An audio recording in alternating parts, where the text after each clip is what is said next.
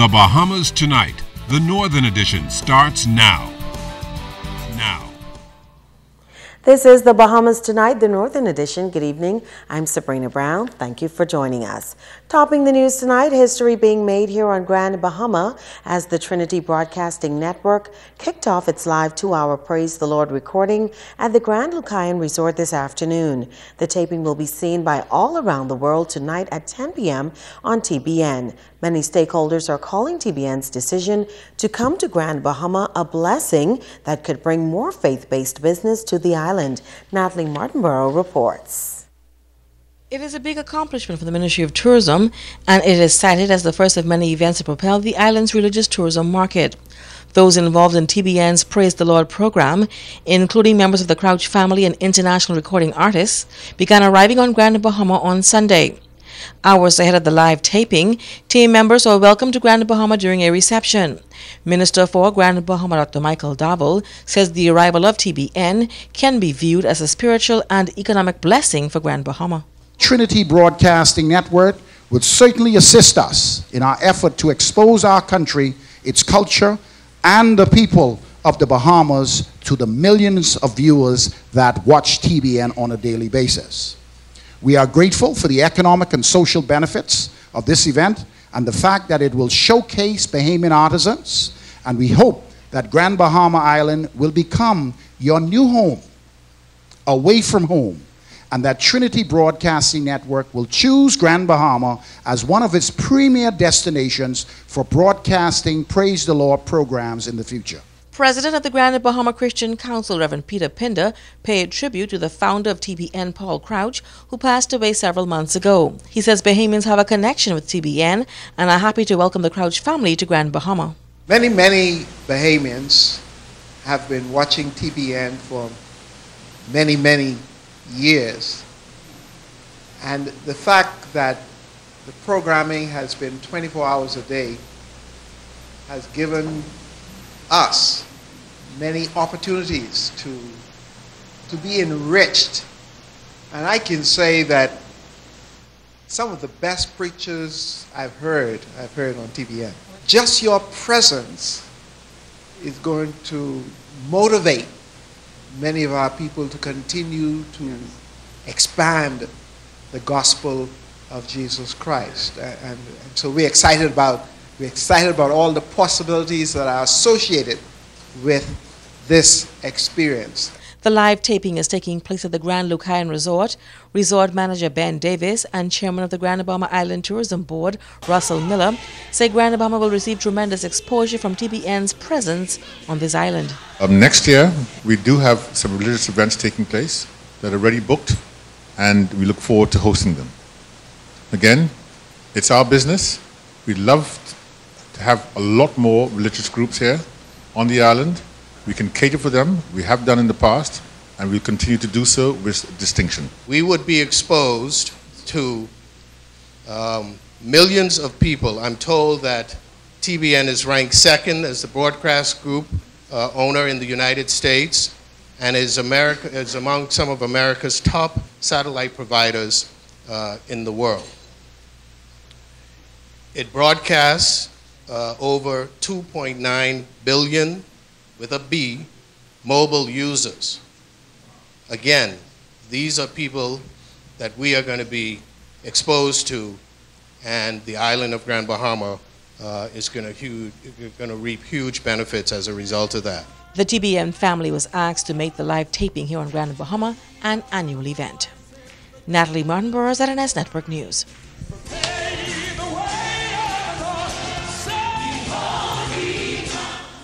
Thank you, Natalie. Tomorrow is decision day for taxi drivers on Grand Bahama as ground transportation professionals head to the polls to elect an administration to lead that organization for the next 2 years. We hear from the man who held the top spot for the last term and is seeking re-election.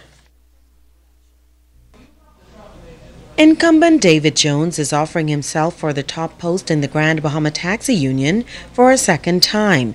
He says he believes his first term in office was fruitful. First of all, we increase our membership. We got persons believing in the union again. Second of all, we refurbish all the taxi stands, most of them. We're in talks now with Club Fortuna. They're going to do a full renovation of the taxi stand once the hotel is closed during the slow period. Also, we now paying the dividends from our profit sharing. We now are paying that. We were able to start our classes as far as the new Spanish classes for drivers. We're talking about more classes for them in the future. Despite those accomplishments, Jones says they are working to address other issues. We're in talks with the government, some serious talks with the government. As far as exemptions on vehicles, we want to upgrade our vehicles. We're also talking about putting a value on your franchise, giving you full ownership of your franchise. Also, too, we were in talks with Valeria, Sunwing, and the Celebration. We were able to get jobs back for the drivers, what we've lost prior. We wanted to adopt one of the taxi drivers' children that goes to college, and we want to give them start setting a scholarship fund. But he says the taxi union is still facing a battle with tour operators. The law clearly states what a taxi driver is supposed to do and what a tour operator is supposed to do. And we are asking the minute, even if I don't retain an office, that the minister do come down. We've been asking for a meeting for her for a while, that she come meet directly with the drivers so we can iron out some concerns that we have. Yulitha Strawn is running for the second vice president position. She also believes the long-standing issue with tour operators must be resolved. I would also like to see us as drivers get the fair share of the pie, as opposed to just tour companies reaping benefits that was once stated specifically for taxis. I would like to see the government take a more active role in what is going on with taxi drivers, both on the island and especially around the hotels. 231 out of 260 members are eligible to vote in Wednesday's elections. Well, veteran taxi driver Rodney Forbes Jr. is also contesting the presidency post in the Grand Bahama Taxi Union. Forbes, who has been a part of the ground transportation industry for the past 25 years, talks about his vision for the organization if elected. My vision is to improve the corporate facet of our union, to develop marketing strategies that is relevant in order to compete with ground transportation and tour operators, to improve our local and international network, which will allow for new business opportunities and increase in trade prospects, to strengthen the rapport between all government agencies, the Grand Bahama Port Authority, and the general public, to develop educational and personal development opportunities for taxi drivers. The taxi union elections will be held tomorrow at the Grand Bahama Taxi Union Hall. Polls will open at 9 a.m. In other news, a local school and church hit by vandals this past weekend. Tonight, the principal of the school is speaking out. Shashina Roll has that story. Copper thieves hitting Tabernacle Church and School. Principal Norris Bain says this unfortunate situation left them in a bind on the first day of school. Just before we were about to start service, Pastor came in to try to turn on the air conditioning units and noticed that they wouldn't come on. And when he went outside to check, noticed that there was some damage to both units. And so he proceeded to go around the school checking to see what was going on, and we found out that every air conditioning unit here at school had been vandalized in terms of the copper theft.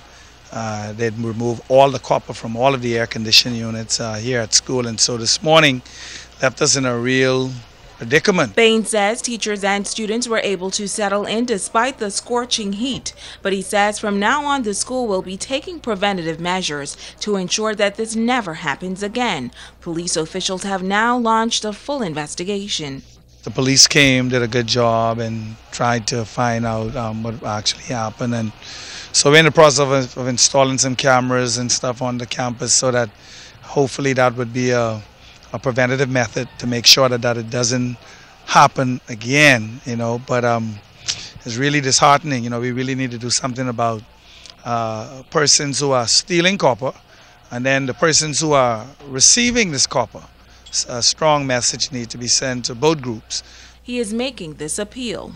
Anybody that would have seen any vehicles, any persons here on the compound Sunday morning, we'd love for them to come forward with some information that would help us put a stop to this. You know, there's like illnesses, you don't know the pain of it until it hits you. It's really disturbing to see for a school, persons have no respect for the school, no respect for the church building. I remember growing up, we wouldn't most think about vandalizing the church building, but this is really, really sad. And we do so much to try to help our community through the various organizations and clubs, the various clubs that are located on this, that are on this campus for young men and young women. So this is definitely a minor setback at this time. It is unclear how much it will cost the school to replace the stolen copper, but Bain says it will take at least a day and a half for the new copper to be installed. Shashina Roll, ZNS Network News. Members of the Constitutional Commission holding a full day of meetings on Grand Bahama this past Friday. Members of the Grand Bahama Christian Council, police and defense force officers were able to hear about the 4 equality bills that are currently before Parliament.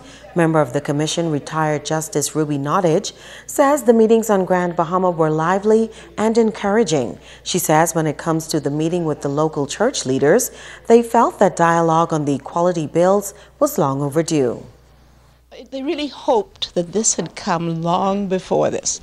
I think that what we've had is the media taking off in one direction and many of our citizens not being clear as to really what these bills are about.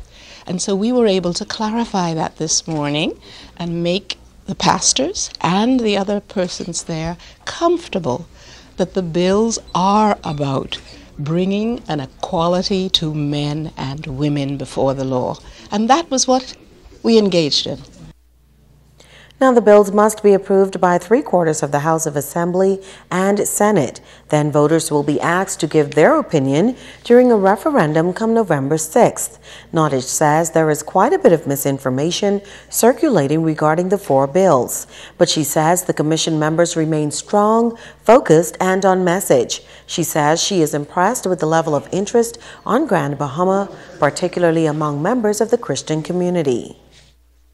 They sent messages with us to go back to the commission in order to ask the commission to be careful that as they send messages out, that they deliver the message clearly and that the message be one message, control the message and not have too many messages out there. So that was interesting. We also had someone who came and clearly told us about the book of Ruth. And as a result, he brought his own message, as it were, for us to take back to the commission, which we duly taken note of. But it was basically an excellent exchange of pastors who are concerned about their constitution. Now, Nottage says the commission will return to Grand Bahama, and she hopes to take the education seminar to other sectors of this community. Stay with us. There's more news after this. Bringing news that matters to you. You're watching the Bahamas Tonight Northern Edition. Welcome back. The 2014-2015 school year got off to a good start on Grand Bahama for the most part yesterday. Deputy Director of Education Sandra Edgecombe says while she's looking forward to a successful academic year, safety is also a priority. She says the school policing program is still in place and continues to be quite effective. When I got to the junior high, I was so pleased to see a policeman there along with the security. And so they have been all assigned. And from my viewpoint, last year and even before this time, I felt that they were very effective. You know, just the police presence. And really, they're not there for the children per se, but really so that those persons who would want to come and disrupt school and be troublemakers, they're really there to oversee them. So they work in conjunction with our school security, who are trained to supervise our campuses as well and keep our teachers and our students safe. District Superintendent for West Grand Bahama and Bimini, Mary Cooper, says she's pleased with results of national exams in her district. Meanwhile, District Superintendent for East Grand Bahama, Dorothy Camp, is excited about the year ahead. School Louise MacDonald and St. George's. When we average it all out, it's about 68% of our students with passes at the BJC level, grades A to D, and at the BGC SE level, grades A to C. And so I'm extremely pleased, even though we are still at the D average, we are indeed making improvements. We're looking for good things out of East Grand Bahama. We have had some challenges, but like I said, we would have worked through those challenges. We would have made some adjustments with the administration. We've made some adjustments with teachers. We have had some excellent persons who have been moved into the administrative postings through promotions, and we've gotten some young, energetic senior mistresses and masters who have come in to assist those of us who have been in it for quite a while. Despite the stagnant economy in Grand Bahama, the enrollment at Bishop Michael Eldon School is still holding strong. According to high school vice principal Sophia Howden, the enrollment has actually increased. Howden says the quality of education provided at BMES, along with the school's reputation, keeps the institution on top. Parents will sacrifice to ensure that their children get the best possible education. And so for that reason, they make adjustments to ensure that their children remain with us, or in the case of those that are coming for the first time, are able to come to BMES. Principal Anita Doherty says BMES teachers are playing a leading role as well. She says educators are continuing the tradition of going the extra mile for their students to prepare them for the future. Well, we've always assisted after school, free of charge. Our teachers are expected to assist our kids wherever and whenever they can, and we've been doing that for years. And so this year will be no exception. Bishop Michael Eldon received 80% passes in the BJC exams, 60% of which were A's and B's. In the BGCSE exams, students got 70% passes, 50% A's and B's. Grand Bahama welcoming two of its queens back home. You may recall that last month during the Miss Bahamas 2014 doubleheader pageant at Atlantis, Grand Bahama walked away with both titles. Miss Bahamas Universe Tommy Culmer and Miss Bahamas World Rosetta Cartwright are now preparing to represent the Bahamas abroad, but both queens are still excited about the big win. It feels great to bring back the title home after working so hard to get it. The best experience was bringing it back home for Sweet and Ski. I would say because no one expected me to win, and especially coming from such a small place, I don't think no one really knew how much it meant to my fellow community members. One of the district's pageant directors, Sharon Roll, says the task of supporting both girls is not an easy one, and there is definitely a need for Grand Bahamians to assist, especially given the recent outcome. We mainly did a lot on our own for these girls, and it was extremely expensive. I guess the community doesn't know how much we put in to pageantry, and as a result we got two queens that came back to Grand Bahama, which that's never happened in the history of pageantry ever. A grand celebration was held to welcome both queens back home, including an afternoon parade from the Grand Bahama Domestic Airport, followed by a party at Club Neptune's in the Port Lucaya Marketplace. Don't go away, sports is up next with Ricardo Lightborn.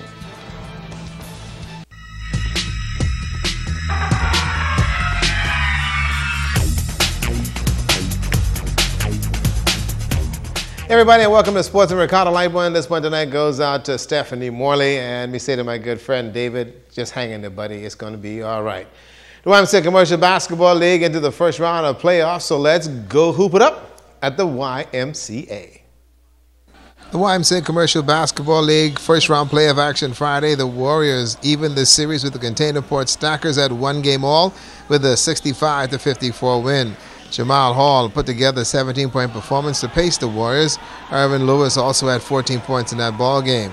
The Stackers' Avalon Kelly lit up the net for a game-high 27 points, and Wilfred Lang, he only is able to muster some 10. The Iron Man Hawks took on the Saturday Ballers, and this one was nip and tuck.